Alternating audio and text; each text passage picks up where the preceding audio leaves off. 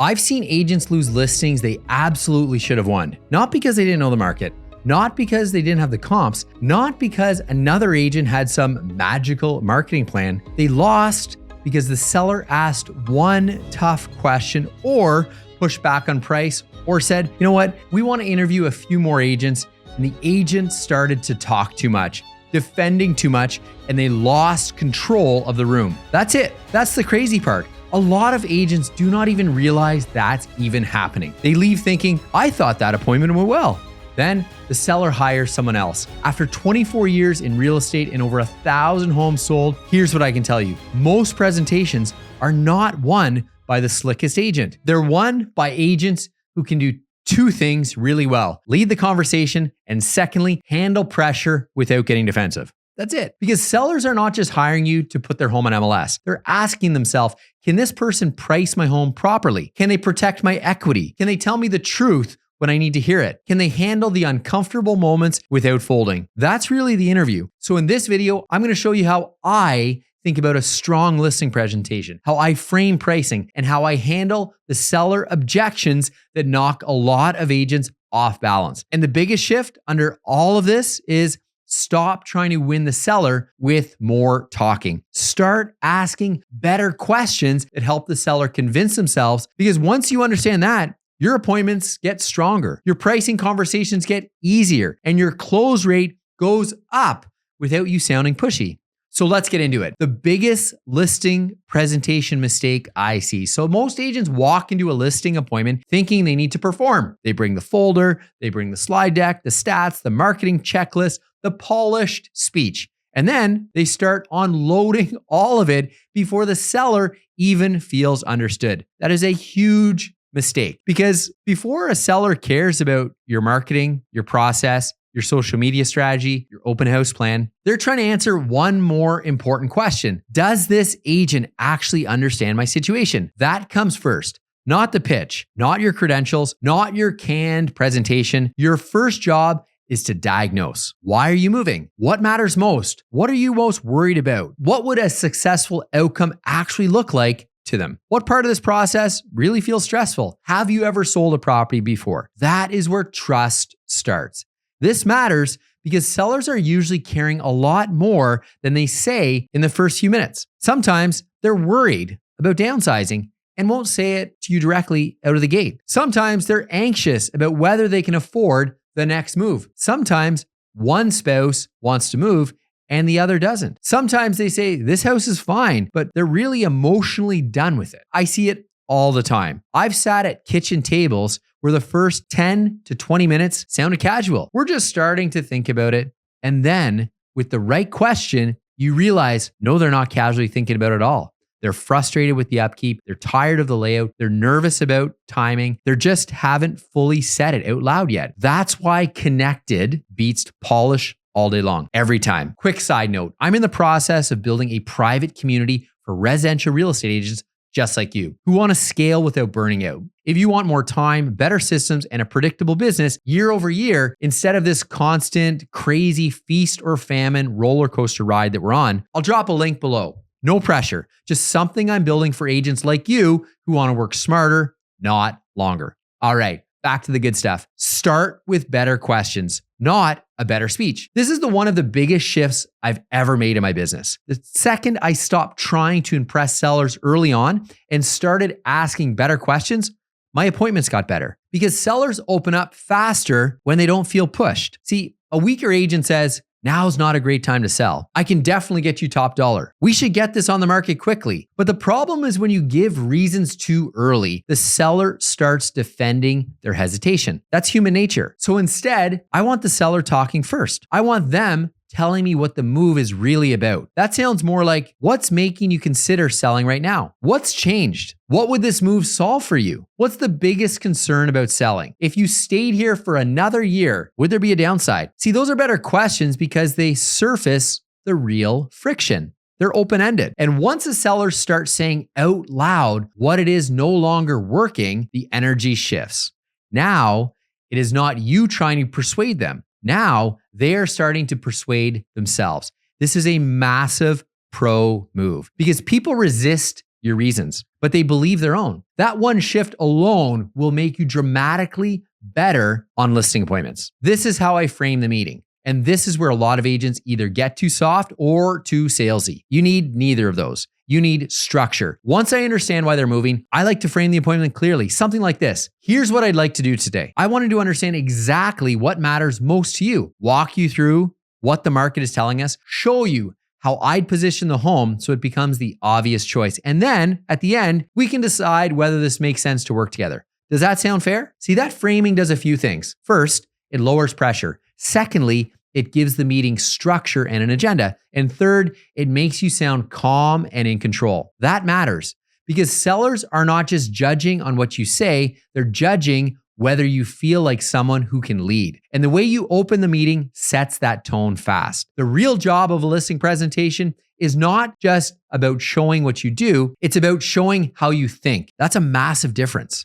See, a seller is trying to figure out, can this person price strategically? Can they explain the market clearly? Can they protect us if the inspection issues come up later? Can they manage a low appraisal? Can they keep leverage when buyers start chipping away? Can they tell us the truth in uncomfortable conversations? That's the real job. And this is where I like to explain that a home has to hold up multiple times. Not just when it hits the market, it has to hold up when buyers compare it to the competition, when the offers come in low, through conditions, through inspections, through appraisals. That framing matters because it gets the sellers out of this fantasy mode that they're in. A lot of homeowners still think the sale is list it, get showings, pick best offer, done. Well, that's not how listings work. You and I both know that. Real listings require positioning, leverage, expectation management. So I want sellers thinking beyond just list price. I want them thinking about net result, deal strength, risk, and control. This is a better conversation, and better conversations win listings. How I talk about price without sounding weak or salesy? Well, this is where a lot of appointments get won or completely lost because there are two bad ways to handle pricing. The first bad way is over-compromising just to get the listing. Second bad way is coming in with a number and defending it so hard that the seller feels managed. Both are weak positions. The better way is to lead the seller with logic. I want to walk my sellers through the active competition, the recent sold, the days on market pattern, how buyers compare homes, what happens when a listing hits right, and what happens when a listing hits wrong based upon data. Because once a seller understands the buyer's comparison shop in real time, pricing becomes less emotional and more strategic. One way I explain this to my sellers is if a buyer walks through in week one, they're seeing your home in a fresh window. If the home sits, buyers start wondering what's wrong with it, how much leverage they have, and how low they can come in. This is real. I've watched it happen over the last 2+ decades of selling homes. A stale listing is not just a marketing problem, it's a negotiation nightmare. And that's why I do not talk about price like it's just some random number we pick out of the sky. I talk about price as positioning. How do you make a home the obvious choice in this price market? That's the question. And that is much smarter conversation than what number do you want to try? Let me give you a real example of this happening right now. I've been in appointments where the seller is convinced their home should push above the obvious price point because their renovated kitchen, they did the ensuite bathroom, and genuinely took care of the place. And to be fair, they're often not wrong. The home is nicer. But that does not automatically mean the market will follow them where they want to go. This is where weak agents either cave or argue. Stronger agents guide. You see, I remember being in a situation where I could feel the room tightening. The second price came up. You could tell the seller wanted validation, not strategy. If I had said, no, you're overpriced, too bluntly, I would have lost them immediately. If I said, sure, let's do it, that's way too soft, I'd lose control and it would never sell. So instead, I slowed down the conversation and I presented it this way. What do you think the buyers in this range are going to compare us against? And if they like your home, but don't feel the urgency, what does that usually mean about price? Now the seller starts to think of it like a market. This is a much better place to be in. Next up, how would I handle the question of, we want to price higher? Well, this objection comes up constantly. Last night, I was at a listing appointment and it came up. Seller said, but ours is nicer. I think we should test a higher number. Let's just try it and see. We can always come down later. Here's how I handle it. First, do not get combative. Second, do not instantly tell them they're wrong. Third, Ask them questions. I'd start with like this. I hear you. Let me ask you this. What do you think the market is likely to tell us if we get plenty of showings and no offers? Most of the time they'll say, we're priced too high. Good.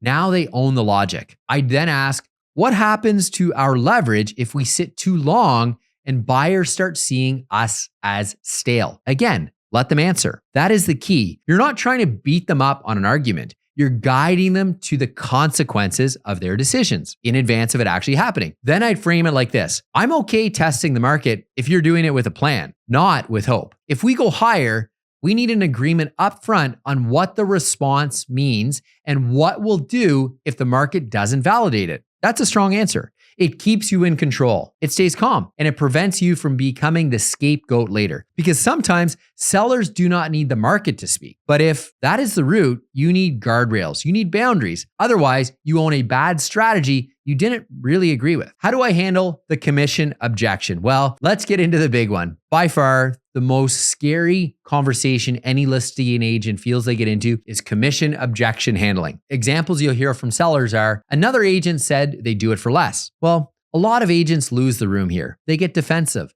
They justify emotionally, or they discount too quickly. That's a massive mistake because the second you discount too fast, you teach the seller that your fee was soft the whole time. So I would rather slow it down and get curious. I'd say totally fair. Let me ask you this. When you hear a lower fee, what feels most attractive about that? Is it the savings itself, or is it wanting to make sure you're not overpaying? That is a much better place to start because sometimes it is not really about the money. Sometimes it's about fear of overpaying, fear of choosing wrong, fear that all agents are basically the same. Once you know the real concern, you can answer it properly. Then I'd say this. I completely understand you wanting to protect your net proceeds of sale. I'd want the same thing. The bigger question isn't which agent charges less, it's which strategy leaves you with the strongest bottom line after pricing, negotiation, positioning, and deal management when things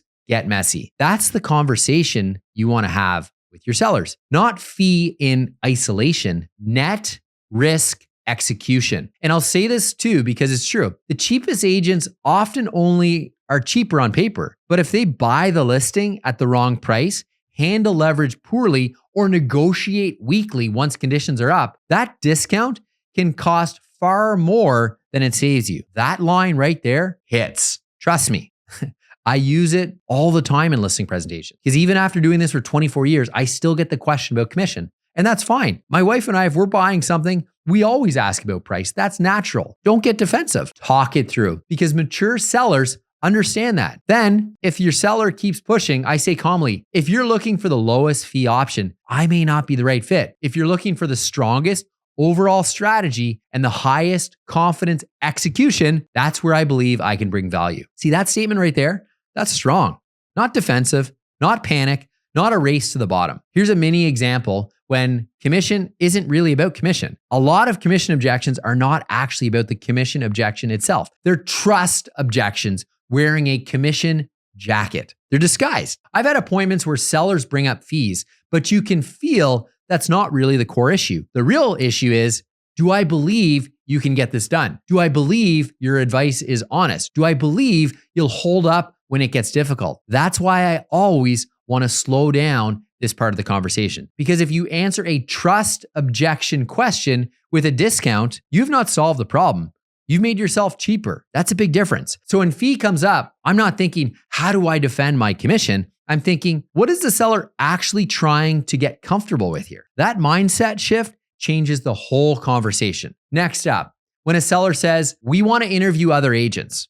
This comes up all the time. And sometimes it's legitimate and sometimes it's just a polite stall. So again, I don't push harder. I go for clarity. I'd say, that makes total sense. Just so I understand, is there something in the pricing process or strategy we walk through that doesn't feel right to you? Or is it more wanting to compare a few options before making a big financial decision? That's a strong question because now they have to tell you what is actually going on. If they say they want to compare, I'd say fair enough. Based upon what we've talked through so far today, does the strategy itself make sense to you? Then I'd isolate it. Is it price? Is it process? Is it communication? Is it accountability? Like, what are they not sure of? Because often they're not rejecting you. They just haven't committed yet. This is much different. Then I'd say this, meet the other agents if that helps you feel more confident. But as you do, I'd recommend you don't just compare personality, you compare how clearly they answer pricing questions, how they handle risk, whether they're giving you a strategy or just telling you what you want to hear. See, folks, that's powerful because now you're reframing the decision criteria. You are no longer one more agent in the mix. You are becoming the standard they measure others against. Here's an example.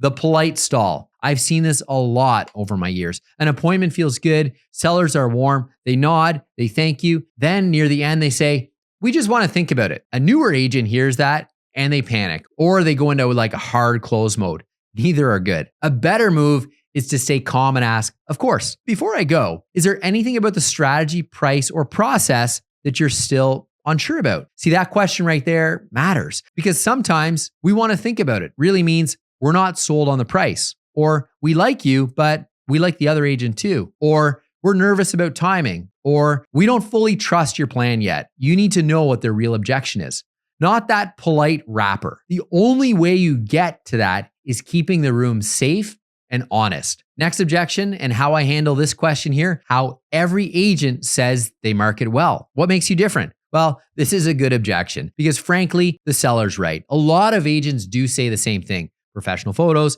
MLS exposure, social media, networking, open houses. Yeah. If a seller says that, don't get offended. Use it. I'd say you're right. A lot of agents use the same marketing jargon. The real question isn't whether someone says they market well, it's whether they know how to position your home so it gets the right attention, creates the right comparisons, and protects your leverage once buyers start reacting. That's a strong answer because marketing by itself does not sell homes. Positioning sells home. Marketing amplifies positioning, and that is where I'd lean into in your real world authority. After doing this for over 2.5 decades, what I'm seeing is the listings usually do not fail because someone forgot one more social media post. They fail because they were overpriced, poorly positioned, or handled too reactively once the market started to speak to them. This is the real conversation you need to have. Next objection that we get all the time as listing agents is, we need more money than the market says it will give us.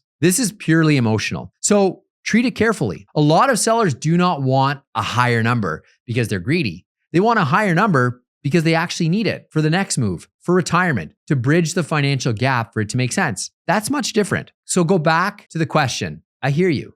Help me understand though, is that number based more on what you'd like to net or on what you believe a buyer would actually pay in today's market? That's a very useful question you're asking because it separates hope from evidence. Then I would say, if that number is what you need for the next move, that's important. But I never want to solve a financial goal with a pricing strategy that weakens our leverage and makes the entire market sale harder.